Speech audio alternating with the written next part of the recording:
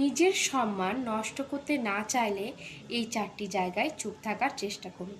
পরে আপনি অবশ্যই বুঝতে পারবেন যে এই জায়গায় চুপ থেকে আপনি নিজের ভালোই করেছেন। 1 নাম্বার, যখন দেখবেন কোনো ব্যক্তি মূর্খের মতো না বুঝে শুনে আপনার সাথে তর্ক করছে, সেখানে তর্ক না করে চুপ থাকুন।